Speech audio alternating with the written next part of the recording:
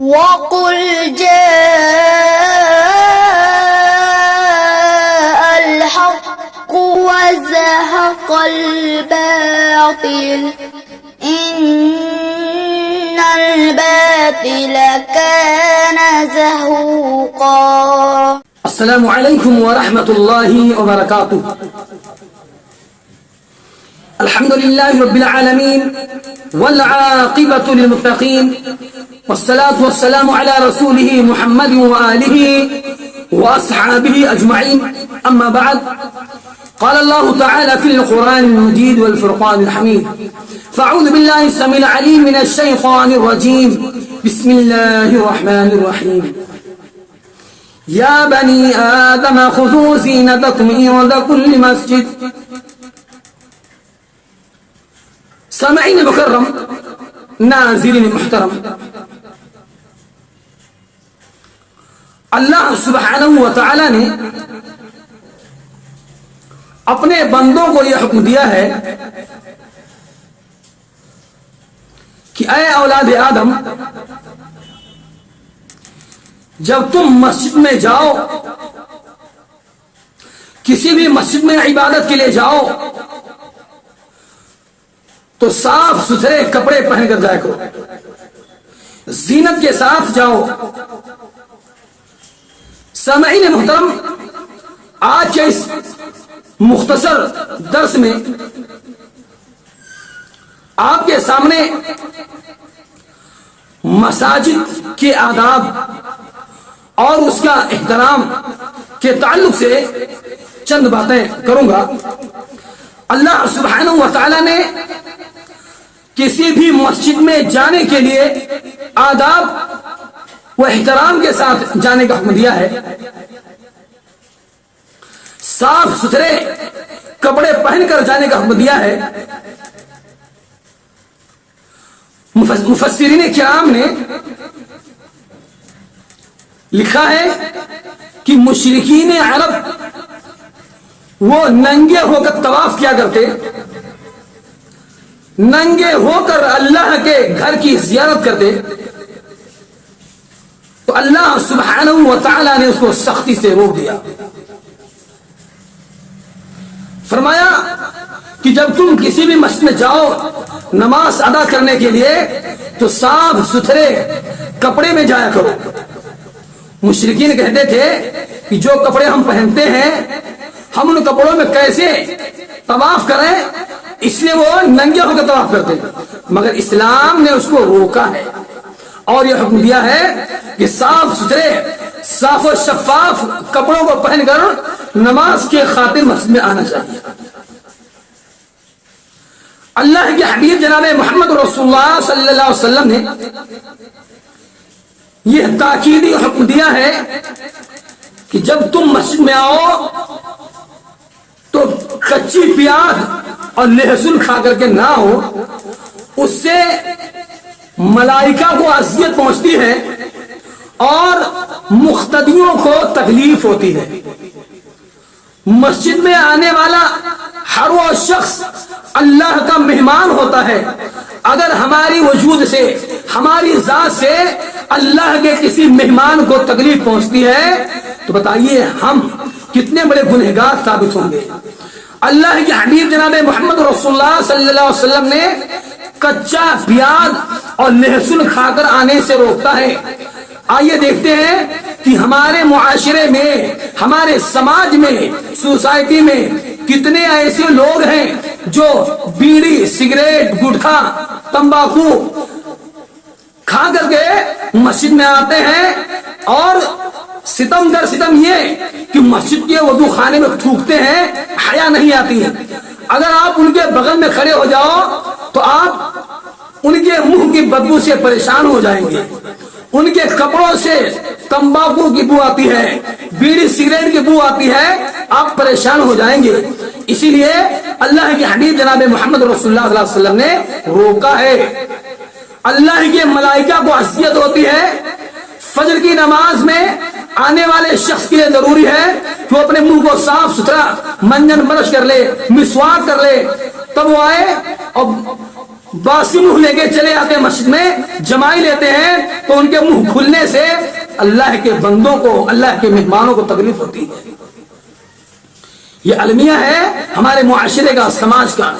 اللہ کے حبیب جناب محمد رسول اللہ صلی اللہ علیہ وسلم نے فرمایا احب البلاد الی اللہ مساجدها، کس روئے زمین پر، اس دھرتی کے اوپر، آسمان کے نیچے اللہ سبحانہ و تعالیٰ کو سب سے زیادہ پسندیدہ جگہ اللہ کا گھر ہے، اور اللہ سبحانہ و تعالیٰ کی نگاہ میں سب سے مبغوض، سب سے زیادہ ناپسندیدہ جگہ وہ بازار ہے۔ لہذا مسجد میں جو شخص آتا ہے ذکر و اذکار، تلاوت، رکوع سجود، ایسے ہی ذکر و اذکار میں لگا رہتا ہے، اس کو اپنی آواز سے، اپنے وجود سے تکلیف نہ دیں۔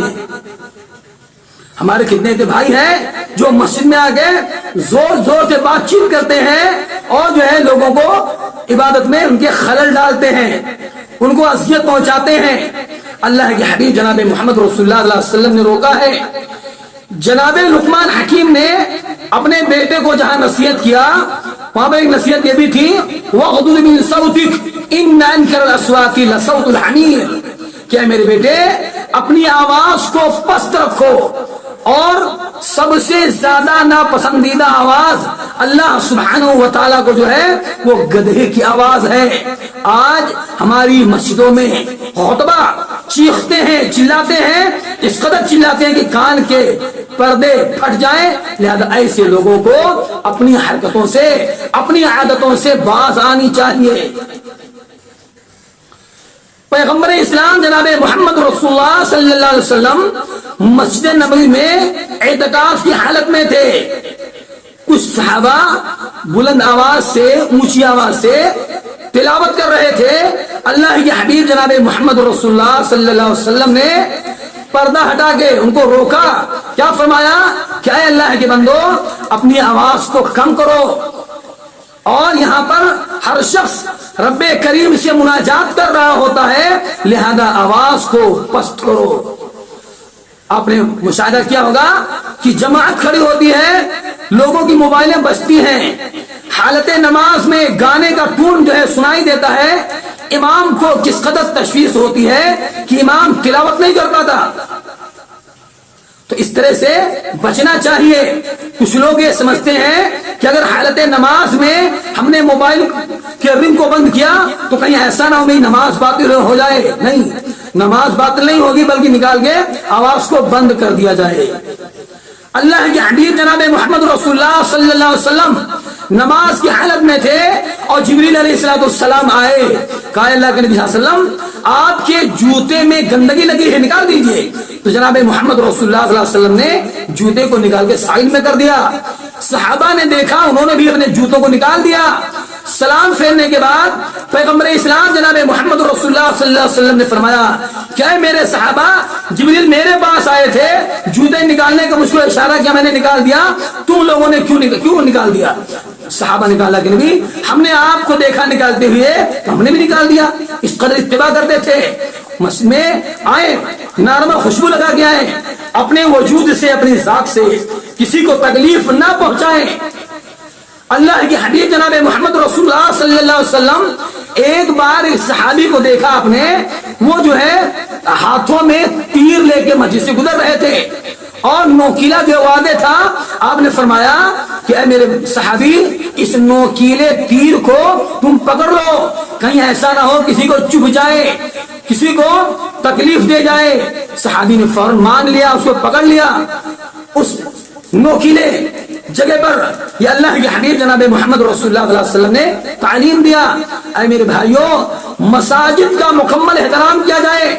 پیغمبر اسلام جناب محمد رسول اللہ صلی اللہ علیہ وسلم نے فرمایا کہ مجھے مساجد کا عمل دکھایا گیا۔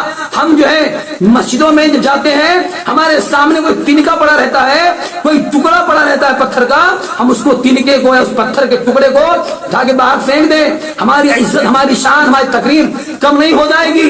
اللہ کے حبیب صلی اللہ علیہ وسلم فرماتے ہیں کہ جو شخص پتھر کو وہ تنکے کو اٹھا کے پھینک دے تو اس کے اعمال میں اجر و ثواب پڑ جاتا ہے۔ اور یہ بھی دکھایا گیا کہ مسجد میں ایک جگہ بلغم پڑا ہوا تھا، وہ بلغم کو کھرش کے پھینک دیا گیا اور وہاں پر خوشبودار چیز لگا دی گئی. اللہ کے حبیب فرماتے ہیں یہ عمل اللہ سبحانہ و تعالیٰ کو بہت زیادہ پسند ہے. کچھ لوگ یہ سوچتے ہیں کہ مسجد کی جو کچرا ہے, جو کوڑا کرکٹ پڑا رہتا ہے, اگر ہم اس کو اڑا کے پھینکیں گے تو ہماری شان کم ہو جائے گی. اللہ کے حبیب جناب محمد رسول اللہ صلی اللہ علیہ وسلم نے اس عورت کے بارے میں پوچھا, اس ضعیفہ خاتون کے بارے میں دریافت کیا صحابہ سے کہ وہ ضعیفہ کہاں ہے جو مسجد نبی کی صفائی کرنے آتی تھی. صحابہ نے کہا اللہ کے نبی رات میں اس کا انتقال ہو گیا. کہا تم لوگوں نے مجھ کو کیوں نہیں بتایا؟ صحابہ نے کہا اللہ کے نبی رات کا وقت تھا, ہم آپ کو بتاتے کیسے, آپ پر گرا گزرتی, آپ کو تکلیف پہنچتی. چنانچہ اللہ کے حبیب جناب محمد رسول اللہ صلی اللہ علیہ وسلم نے فرمایا مجھے لے کے چلو وہ قبر بتاؤ. چنانچہ آپ صلی اللہ علیہ وسلم کی قبر پہ گئے, اس کے لیے دعائیں مغفرت کی. یہ مقام ہے جو ایک ضعیفہ خاتون مسجد کی صفائی ستھرائی کرتی تھی. اللہ کے حبیب صلی اللہ علیہ وسلم پریشان ہو کے نہیں پایا. تو میرے بھائیوں, مسجد کا ادب ملحوظ خاطر رکھا جائے. مسجد کے اندر بلند آواز سے گفتگو نہ کی جائے, مسجد کے اندر شور شرابہ نہ کیا جائے, مسجد کے اندر سیاسی باتوں سے گریز کیا جائے, مسجد کے اندر مزار نہیں ہونا چاہیے. مسجد سے اخلاق کا نور پھوٹتا ہے, مسجد کے اندر سے یقین کا نور پھوٹتا ہے, مسجد کے اندر ایمان میں تازگی پیدا ہوتی ہے. مسجد میں جہاں اللہ کا ذکر و خیر ہوتا ہے, اللہ تبارک و تعالیٰ کی بڑائی بیان کی جاتی ہے, اللہ سبحانہ و تعالیٰ کو راضی کرنے والے اعمال کیے جاتے ہیں, مسجد سے بہت ساری ظلمتیں ختم ہوتی ہیں, روشنی آتی ہے. اس لیے میرے بھائیوں مساجد کا خاص اہتمام کیا جائے. اللہ کے حبیب جناب محمد رسول اللہ صلی اللہ علیہ وسلم نے فرمایا کہ اے لوگوں, جب تم مسجد میں آؤ تو آگے پہلی صف میں بیٹھو, پہلی صف میں نماز پڑھو, پہلی صف میں ذکر و اذکار کرو. اور آج کل کیا ہوتا ہے, ہماری طبیعت کو جہاں اچھا لگے گا ہم مسجد کے کونے میں بیٹھیں گے, سب پیچھے بیٹھیں گے. اللہ کے حبیب فرماتے ہیں کہ لوگوں, اگر پہلی صف کی اہمیت کا اندازہ تمہیں ہو جائے, پہلی صف کی عظمت اور اس کی اہمیت کا اندازہ تمہیں ہو جائے, تب اگر تمہارے پاس کھڑے ہونے کی طاقت نہیں ہے, تمہارے پاس چل کر آنے کی طاقت نہیں ہے, تب تم گھسٹتے گھسٹتے مسجد کے پہلی صف میں آ کر بیٹھو گے. اور آج لوگوں نے اس کو جو ہے اپنی طبیعت پر منحصر کیا ہے, جہاں اچھا لگے گا وہاں بیٹھیں گے. خطیب ہر جمعہ کو سمجھاتا ہے کہ پہلی صف میں آؤ, پہلی صف میں آؤ, مگر لوگ جو ہے نہیں سمجھتے ہیں. اللہ کے حبیب جناب محمد رسول اللہ علیہ وسلم نے فرمایا کہ پہلی صف میں بیٹھنے والوں پر اللہ سبحانہ و تعالیٰ اور اس کے ملائکہ رحمت کی دعائیں کرتے ہیں. اللہ کو اتنی بڑی فضیلت ہے, مگر لوگ اس کو حقیر اور کمتر سمجھے ہوئے ہیں. پیغمبر اسلام جناب محمد رسول اللہ صلی اللہ علیہ وسلم نے فرمایا کہ جب تم جو ہے کپڑے پہنو تو اپنے پینٹ کو, اظہار کو, لنگی کو, پاجامہ کو ٹخنے کے اوپر پہنو. اور چاہے اس قدر غلو کہ 1.5 جو ہے اونچا پہنتے ہیں, یہاں تک کہ گھٹنے کے قریب لنگی لے آتے ہیں. کیا ہے یہ غلو ہے میرے بھائی؟ ٹخنے کے اوپر رکھنے کا مقصد یہ ہے کہ ٹخنا واضح ہو, ٹخنا دکھے, یہاں ٹخنے کے اوپر کپڑا پہنے ہیں. اب غلو اس قدر کرتے ہیں کہ گھٹنے تک جو پاجامہ لے آتے ہیں اور لنگی پہنتے ہیں. دیکھا گیا, بارہا روکا گیا, مگر اپنی انہی حرکتوں سے وہ باز نہیں آتے. اللہ کے حبیب جناب محمد رسول اللہ صلی اللہ علیہ وسلم کی جو تعلیمات ہیں مساجد کے آداب کے تعلق سے, ہم سب کو اس پہ عمل کرنا چاہیے. میرے بھائیوں, میرے دوستوں, ہمیں ضرورت ہے ہم مسجد کا احترام کریں, مسجد کے تقدس کو پامال نہ کریں, اور ذکر و اذکار زیادہ زیادہ کریں, رب کی تلاوت, قرآن کریم کی تلاوت کریں, اور اللہ سبحانہ و تعالیٰ کو راضی خوش کرنے کے لیے ذکر و اذکار کریں جس سے اللہ تعالیٰ راضی خوش ہو. لیکن مسجد کے اندر کسی قسم کی سیاسی باتیں نہ کی جائیں, مسجد کے اندر لوگوں سے, مقتدیوں سے ووٹ نہ مانگا جائے, مسجد کے اندر اور دیگر باتوں سے بچا جائے. مساجد وَأَنَّ الْمَسَاجِدَ لِلَّهِ فَلَا تَدْعُوا مَعَ اللَّهِ أَحَدًا, مسجدیں اللہ کے لیے خاص ہیں, اللہ کے سوا کسی اور کو نہ پکارا جائے. اور جو ہے مسجد میں کسی گمشدہ چیز کا اعلان نہ کیا جائے, مسجد میں خرید و فروخت نہ کیا جائے. اللہ کے حبیب جناب محمد رسول اللہ صلی اللہ علیہ وسلم نے فرمایا ہے کہ تیرے کاروبار میں اللہ برکت نہ دے, تیری گمشدہ چیز کو اللہ واپس نہ لائے. مساجد ان کاموں کے لیے نہیں ہے, صرف اللہ سبحانہ و تعالیٰ کی عبادت کے لیے ہے. لہذا ضرورت ہے ہم مسجد کی اہمیت کو سمجھیں, اس کی تعلیم و تقریب کریں, اور ایسی کوئی بات نہ کریں جس سے ہمارے اعمال کم ہو جائے, ہمارے اجر و ثواب میں کمی واقع ہو جائے. لہذا انہی باتوں پر اپنی چند باتوں کو ختم کرتا ہوں. اللہ سبحانہ و تعالیٰ سے دعا ہے کہ اے رب کریم, ہم مسلمانوں کو مساجد کا احترام, اس کی تعلیم, اس اس کی تکریم کرنے کی توفیق عطا فرمائے، مساجد کو آباد کرنے والا بنائے، 5 وقتہ با جماعت کے ساتھ نماز کا اہتمام کرنے والا بنائے۔ اے رب قدیر ہم سب کے گناہوں کو معاف فرما، آمین۔ وآخر دعوانا الحمدللہ رب العالمین، والسلام علیکم ورحمۃ اللہ وبرکاتہ۔